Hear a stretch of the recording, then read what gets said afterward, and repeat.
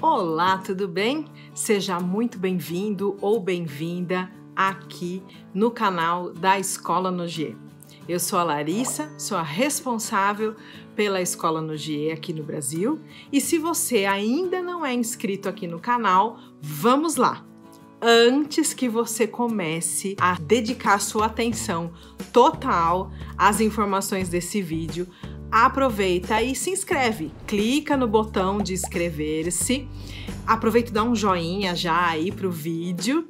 Ativa as notificações, porque assim você sempre vai ficar sabendo com antecedência os novos vídeos que vão surgindo por aqui. O tema desse vídeo é a auriculoterapia nas dores musculoesqueléticas. Se você usar, você vai se surpreender. E vai mesmo. Você sabia que o sintoma de dor é um dos principais desafios da medicina atual? E que as afecções do aparelho locomotor é o sintoma mais frequente e a principal causa de procura à assistência à saúde? Além da sua alta prevalência, a sua importância decorre de estar presente nas doenças que causam maior impacto negativo na qualidade de vida e na produtividade dos indivíduos acometidos. Lógico, né? Quem tem dor não quer muitas vezes fazer nada.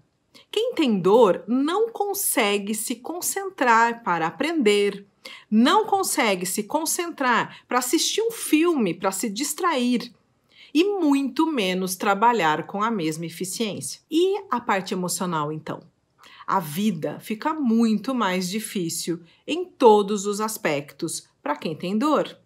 E adivinha, a auriculoterapia francesa tem resultados excelentes nessa área. Por isso, resolvi fazer um vídeo especificamente sobre esse tema. Conceitua-se, no geral, dor como uma experiência sensorial e emocional desagradável que está associada ou é descrita em termos de lesões teciduais. É muito alta a frequência de depressão e outros aspectos psiquiátricos em pacientes com dor, principalmente as dores crônicas e mais especialmente ainda nas dores reumáticas. A dor musculoesquelética, que é o tema desse vídeo, é uma consequência conhecida de esforço repetitivo, de uso excessivo e de distúrbios musculoesqueléticos relacionados ao trabalho. Essas lesões incluem uma variedade de distúrbios que causam a dor em ossos, articulações, músculos e estruturas circunjacentes. A dor pode ser aguda ou crônica, focal ou difusa.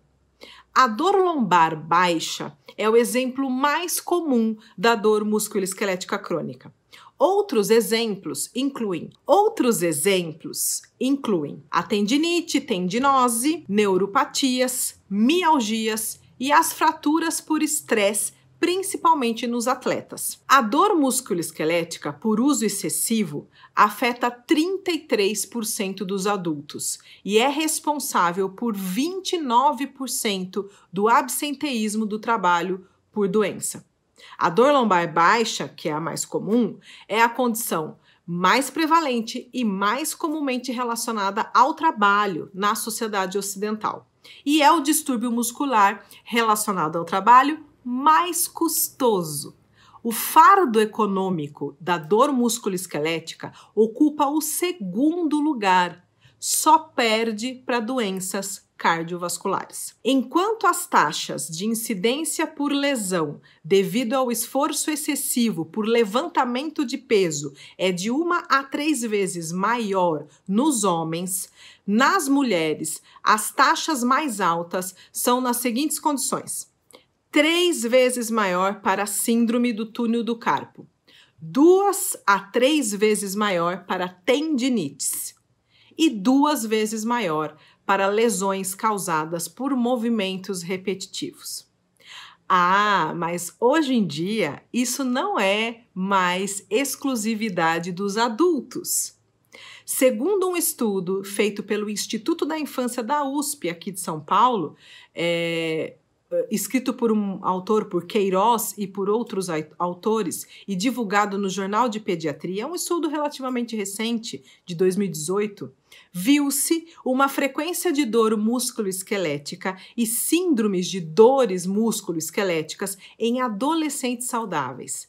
Esse sintoma foi mais relatado na idade média de 15 anos em adolescentes predominantemente do sexo feminino, que fazem uso de pelo menos 2 dispositivos eletrônicos e de jogos eletrônicos.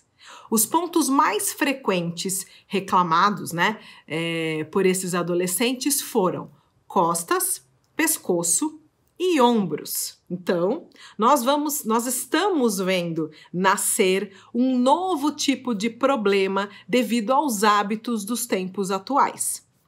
E teremos, que estar preparados para receber esses pacientes, infelizmente. A fisiopatologia da dor musculoesquelética não é completamente esclarecida, porém estão implicadas nela inflamação, fibrose, degradação tissular, neurotransmissores e distúrbios neurosensitivos. Vamos falar um pouquinho de cada uma delas, porque o entendimento disso vai ajudar muito a você visualizar a consequência disso nos seus pacientes. A inflamação, ela acontece da seguinte maneira: a lesão induz um aumento de citocinas pró-inflamatórias e de mediadores nos tecidos afetados e, detalhe, sistemicamente. Esse aumento leva à sensibilização periférica de nossos receptores, aqueles receptores de dor, de estímulos desagradáveis. A fibrose, que é o segundo aspecto. A inflamação, essa mesma inflamação, ela pode induzir a uma cicatriz fibrótica. Isso é, essa mesma inflamação, ela vai induzir a fibrose, ou seja, a cicatriz fibrótica. Isto é, um aumento de colágeno dentro e entre as células e tecidos, que reduz o deslizamento dos tecidos durante o movimento, levando às lesões por estiramento e mais dor. Terceiro aspecto que eu falei, degradação tissular. O aumento de mediadores inflamatórios induz o aumento de metaloproteínas de matriz. O que é isso? São enzimas que degradam as matrizes extracelulares, diminuindo assim a tolerância à carga tissular e levando a um ciclo de mais lesão e mais dor. Ou seja, aquele tecido, ele não consegue mais fazer o que ele fazia antes. Aquela carga, que era uma carga de vida diária, agora passa a ser uma sobrecarga e leva a mais lesão e a mais dor. Os níveis de substância P, que é um tipo de neurotransmissor, o quarto aspecto desse processo, Então, os níveis de substância P, um peptídeo relacionado à calcitonina e ao N-metil-D-aspartato, o NMDA, estão elevados nos tendões, gânglios da raiz dorsal e cornos dorsais da medula espinhal. E o quinto aspecto, fatores neurosensitivos e neuroimunes. Vai acontecer, então, hipersensibilidade com níveis elevados de neurotransmissores, mediadores inflamatórios e citocinas, que causa sensibilização periférica do nociceptor ou amplificação central da dor. Hipossensibilidade pode ocorrer com compressão neural pela mesma fibrose, aquela fibrose que eu acabei de falar. Ela começa a comprimir os nervos. Então, veja só, nós vamos ver em qualquer situação de dor recorrente uma cascata acontecendo que vai levar a um ciclo vicioso. Inflamação, que vai passar por cada fase dessa que eu falei, que vai poder chegar então aonde? Na cronicidade, dor crônica. Até quando? Até quando a causa primária for encontrada e eliminada, que pode ser uso excessivo da articulação, uso repetitivo da articulação, maus hábitos. Resumindo, quando um paciente seu chega com dor, o que você tem que pensar? Inflamação, fibrose, degradação tissular, alteração da secreção de neurotransmissores, fatores neurosensitivos e neuroimunes. E repete: inflamação, fibrose, degradação tissular, alteração de secreção de neurotransmissores, fatores neurosensitivos e neuroimunes. E é um ciclo que não tem fim, até a gente conseguir quebrar. A gente que eu digo somos nós e os próprios pacientes, porque o papel fundamental do paciente é ele entender no dia a dia dele o que é que está causando essa dor, o que é que está provocando essa dor. Então, a dor, ela, como eu disse, ela pode ser aguda ou crônica, focal ou difusa, em tecidos músculo-esquelético apenas ou tecidos músculo-esqueléticos e associados a tecidos neurais. Os sintomas clínicos comuns, né, que a gente mais vai ver, incluem sintomas de dor local, sintoma de dor disseminada e persistente, dolorimento na região, irritação neural periférica, fraqueza e movimento limitado ou até mesmo uma rigidez. Rigidez por quê? Por causa da fibrose, inclusive. Não é? Esses sintomas, eles podem aumentar progressivamente com maior lesão tissular e maior inflamação, com aumento nos sítios anatômicos afetados. Isso é, pontos sensíveis de dor que vão aumentando ao redor do local afetado. Os sintomas são exacerbados, logicamente, pelo estresse pessoal ou relacionados ao trabalho. Por exemplo, controle deficiente do próprio trabalho. A pessoa não consegue mais cumprir as atividades dela do jeito que ela cumpria.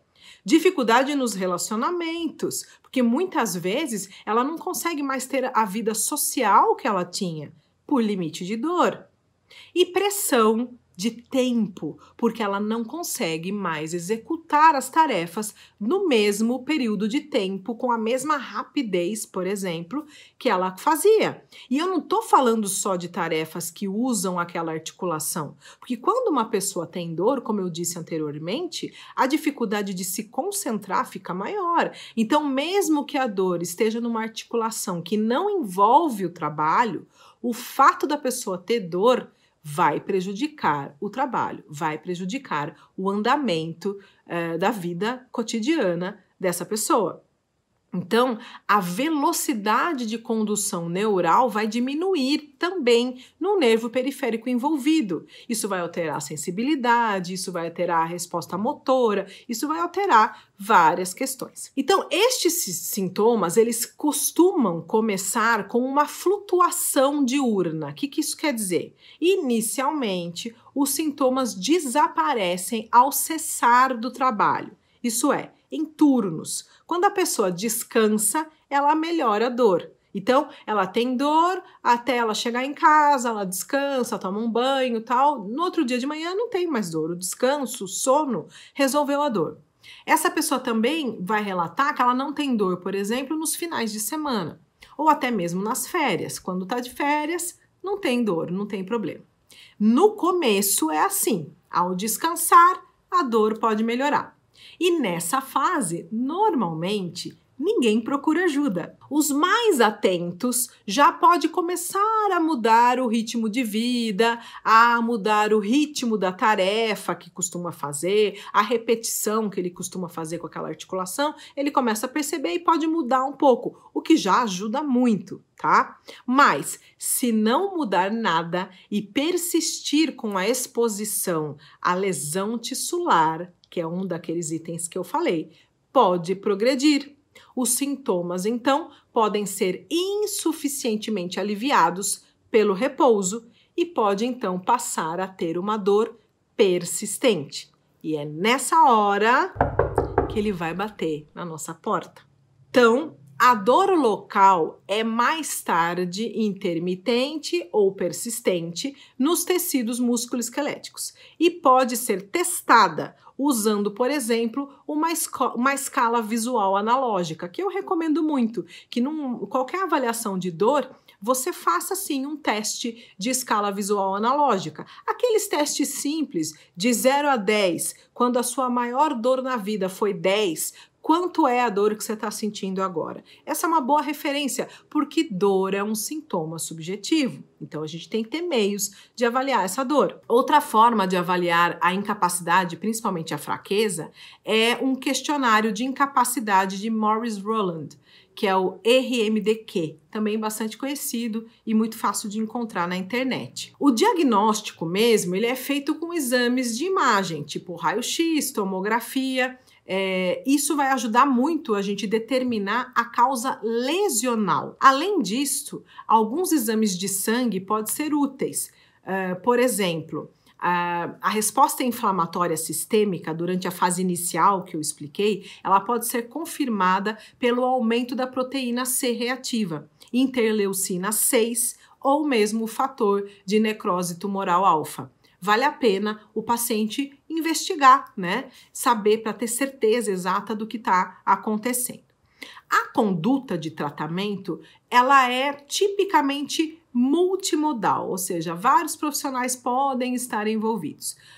O mais comum é ter o envolvimento da fisioterapia. Inicialmente, pode ter um programa tradicional, né, como um programa de exercício, aeróbico, fortalecimento, alongamento, juntamente com outras modalidades, né, como eletroterapia, calor, terapias manuais, às vezes talas, órteses, imobilizações às vezes são importantes para dar um descanso nessa articulação, né? E o médico normalmente vai fazer uso de anti-inflamatórios, a princípio não esteroides. Redução de carga de trabalho às vezes é importante, aumento do repouso, controle de estresse, intervenção comportamental, como eu falei, é extremamente importante. Infelizmente, a recuperação das mudanças teciduais fibróticas induzidas pela inflamação é pequena, mesmo com a parada completa dos esforços ou atividades, às vezes por até 12 meses. Dessa forma, a dor resultante por uma cicatriz fibrótica tende a ser crônica. E o nosso papel vai ser bastante importante nesse processo. Então, como é que nós, auriculoterapeutas, podemos ajudar a resolver dores, né, musculoesqueléticas com a auriculoterapia? E no meu caso, que eu estou explicando para vocês, é a auriculoterapia francesa.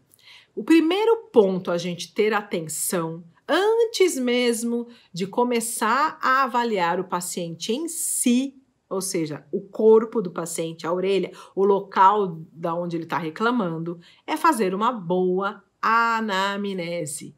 É super importante questionar como é que essa dor se iniciou. Houve um trauma, uma queda, né, um acidente, alguma coisa que lesionasse diretamente aquela região? Houve uma mudança no estilo de vida nesse período que começou a dor?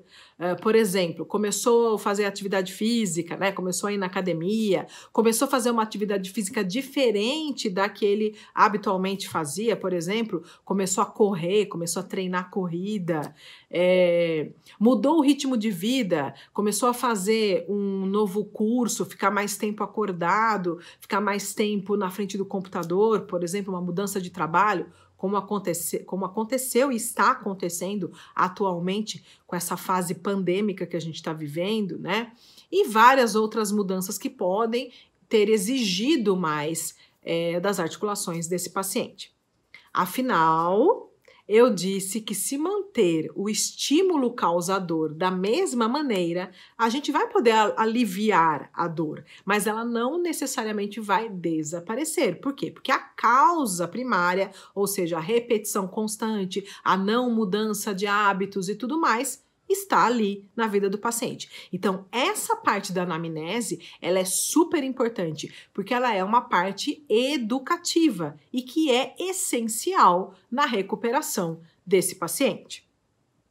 Ainda na anamnese, é super importante saber se esse paciente já fez algum exame clínico e quais foram os resultados. Por exemplo, raio-x, tomografia, como eu falei, e os exames de sangue. Se ele fez, ótimo, você já vai saber o resultado, se foi positivo, se não foi, o que está sendo implicado naquela situação. Se ele não fez, vale a pena pensar se é uma necessidade imediata ou não, ou se é possível ainda tentar a resolução, é uma fase inicial e tudo mais, a resolução através da auriculoterapia. Mas é bom ficar atento, tá? É bom ficar atento. Imprescindível saber quais os medicamentos que esse paciente está já utilizando. Nós sabemos que antiálgicos e anti-inflamatórios podem alterar a avaliação da orelha. Eu não disse que pode alterar a ação, tá?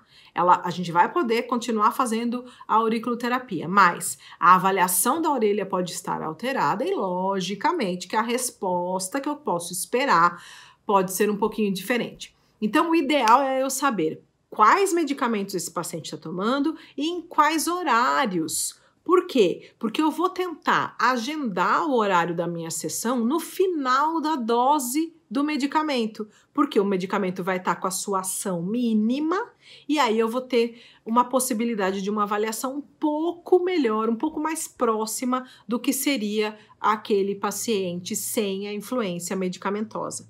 Isso é super importante quando a gente está lidando com dor. Dito tudo isso, vamos para a orelha. Hoje eu vou falar de orelha com vocês. Hoje eu vou mostrar o que eu faço diretamente nessa orelha. Vou falar especificamente da área da coluna. Eu já falei no início desse vídeo que a maior predominância que a gente tem de dor é na lombar, principalmente na lombar baixa. Então eu vou falar para vocês de como a gente examina a orelha com relação à dor, com relação à coluna vertebral, tá? É um aspecto músculo-esquelético, não vai ser possível falar de todas as possibilidades, de todas as articulações, mas eu acho que vai ser interessante vocês verem o raciocínio que a gente tem dentro da auriculoterapia francesa, nos moldes do Dr. Raphael Nogier, aqui na Escola Nogier, onde a gente ensina a auriculoterapia clínica, que é o nome que ele dá para a técnica, e que a gente fala que é a verdadeira auriculoterapia francesa. Então, muito bem, eu tenho aqui um modelo de orelha, então eu vou mostrar aqui para vocês nesse modelo de orelha, onde é que a gente encontra a coluna na orelha. Então aqui a gente tem a incisura antitragal antihelicoidal, é um belo nome dessa incisura, que é onde vai começar então a antihélice. Então a antihélice é essa parte cartilaginosa que a gente tem aqui, certo? Começa aqui e vai até aqui em cima, essa fase, essa parte da coluna. Eu já falei em outros vídeos, até vou deixar aqui na descrição, sobre aquela visão que o Dr. Paul Nogier teve do feto invertido, né? Então aqui seria a cabeça e aqui estaria os pés, um feto de cabeça para baixo. Sendo assim, o que a gente tem com relação à coluna? A gente tem a coluna cervical nessa parte aqui, a coluna torácica nessa parte aqui, e a gente tem até nas orelhas humanas mesmo, não na de borracha somente, mas a gente tem realmente às vezes essa marcação que faz a divisão, né, para a coluna lombar. E lá escondido, ainda coberto pela hélice aqui, a gente tem a parte sacral da coluna. Então, essa é a localização da coluna na orelha. Como é que eu vou avaliar a coluna em termos de dor? Quando eu estou lidando com dor, eu avalio através do palpador de pressão. Um palpador com uma pressão específica de 250 gramas. Específica por quê? Para que a gente exerça exatamente a mesma pressão em todas as regiões que a gente vai palpar. Quando eu não tenho uma medida de comparação, eu não tenho como saber se aquele ponto que eu apertei, por exemplo, com palito, que tem algumas linhas aí que ensina com palito de madeira, eu não sei se eu coloquei a mesma, se eu empreguei a mesma força. Então, você não tem um parâmetro de avaliação. Você tem que ter um parâmetro de avaliação. E o parâmetro que o Dr. Paul Noguier determinou foi esse. Muito bem. Então, eu vou poder palpar. Qual que é um detalhe que eu vou deixar uma figura aqui para vocês? Quando a gente fala de coluna, a gente tem um aspecto muscular mais exterior, um aspecto ósseo mais superior, mais na crista dessa antihélice, e um aspecto mais neurológico nessa parte mais interna da orelha. Eu não falei que pode acontecer dentro de um processo de dor um acometimento da parte periférica, neural, né, da parte nervosa, de inervação periférica? Então eu tenho que avaliar se existe uma sensibilidade dessa parte neurológica. E a orelha me permite fazer isso. Olha que máximo, não é? Então como é que funciona? Eu vou palpar. Se a pessoa está me falando que eu particularmente gosto de avaliar a coluna como um todo. Por quê? Porque se a pessoa está me falando que ela tem dor lombar e eu começo já fazendo a palpação de pressão direto na lombar, eu não sei qual é o nível de dor que essa pessoa tem. Então eu começo a palpação em locais que ela não está reclamando de dor para mim. Por quê? Porque quanto mais sensível, mais próximo ao local da dor eu vou chegando, o paciente tende a fazer careta. E aí eu vou sabendo, nossa, aqui doeu muito mais, aqui doeu menos, certo? Então, a partir disso eu consigo me basear para entender, inclusive, como é que está o tamanho da sensibilidade e da dor desse paciente. Muitas vezes o paciente vem reclamando de dor lombar porque ela está assim no limite, naquele limite superior que o paciente não suporta de dor. Mas ele tem dor em toda a parte da coluna. E às vezes você começa avaliando aqui embaixo e ele já começa reclamando de dor aqui. Ou seja, a sensibilidade desse paciente está muito alterada, o acometimento da dor, né, já está difuso e ele está tendo uma sensibilidade muito maior na região que provavelmente tem uma lesão, uma hérnia, alguma coisa assim. Então, como é que funciona? É relativamente simples nesses casos. Eu vou palpar com o palpador de pressão, o paciente reclama de dor, eu vou fazer o quê? Eu vou pôr uma agulha. Nesse caso aqui, eu tô colocando a agulha no aspecto mais muscular. E mais ou menos aqui, eu estou em nível da vértebra C1, C2, mais ou menos, tá? Aí, vamos supor que eu continuo palpando, né? Vamos supor que eu vou continuar palpando aqui. E aí, quando eu chego mais ou menos, vou chegar aqui mais perto da lombar, ele reclama de dor. E aí, eu vou lá e ponho. Eu vou colocar uma curiosidade aqui para vocês. Este daqui, esse verde aqui superior, ó, é o famoso ponto Barran, o ponto onde o Dr. Noguier viu queimado, né, no paciente. Depois eu vou colocar uma figura aqui que fica mais fácil para vocês se localizarem. E aí eu vou colocar a agulha. Agora, um outro detalhe que eu queria passar para vocês com relação a isso, que eu já falei, inclusive, né, da parte muscular, óssea e neural. Então, a localização da coluna, dos pontos da coluna, ela tem 3 fases. Eu tenho que fazer, na verdade, uma busca. O ideal é que eu faça essa busca nessas 3 instâncias. A parte muscular, que é essa mais externa, a parte óssea, que é essa mais superior na crista da antihélice, e a parte neural, que ela é justinha aqui, mais na parte mais interna da caída aí da antihélice.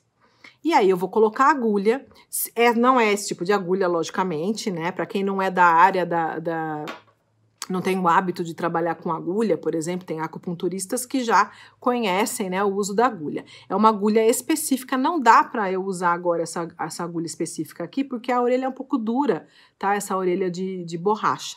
Mas é a agulha de acupuntura num tamanho um pouco menor, que é a 25 por 15, que a gente costuma utilizar porque ela fica um pouco mais confortável. Teria problema colocar uma agulha de acupuntura do tamanho sistêmico grande? Não, não teria. A única coisa é que ela é um pouco mais móvel, né? Ela fica um pouco mais desconfortável na orelha. Só isso, não tem problema nenhum. Eu poderia utilizar frequências também de Nogier. Essas frequências, se eu estou lidando com a inflamação, com a fase inflamatória, a melhor frequência para utilizar seria a frequência A. Se eu estou trabalhando com alguma questão de dificuldade de mobilização, ou seja, já está com uma rigidez, não está conseguindo fazer a amplitude de movimento, alguma coisa assim, eu utilizaria a frequência C, por exemplo. Normalmente, nessa situação onde eu tenho já influência de neurotransmissores e tudo mais, eu associaria talvez também a frequência B. Mas eu, logicamente, tentaria fazer uma avaliação que me comprovasse, né, a necessidade do uso de cada uma das frequências. Isso é bem fácil e isso é bem comum da gente fazer. A avaliação, ela pode ser feita, por exemplo, através do sinal vascular, que eu já falei aqui e tem vídeo, eu vou deixar na descrição para vocês disso, do vídeo sobre o sinal vascular. Então, a minha dica era essa. A localização da coluna na orelha fica na antihélice, a sequência vai ser da cervical, logicamente, até a lombar, porque a gente tem a orelha como um feto da cabeça para baixo, e a dica principal que eu gostaria de dar, que eu acho que não tem muita gente que conhece, é que a gente tem na coluna as 3 instâncias, muscular, óssea e neural. Era isso que eu tinha para falar para vocês. Espero que vocês tenham gostado. Se vocês utilizarem alguma dica dessa que eu falei sobre a orelha, se você já for auriculoterapeuta, deixa depois aqui no comentário qual foi o resultado, que eu fico curiosa, eu quero saber se você conseguiu usar e se foi bom para o seu paciente, tá bom? Um grande abraço e até o próximo vídeo.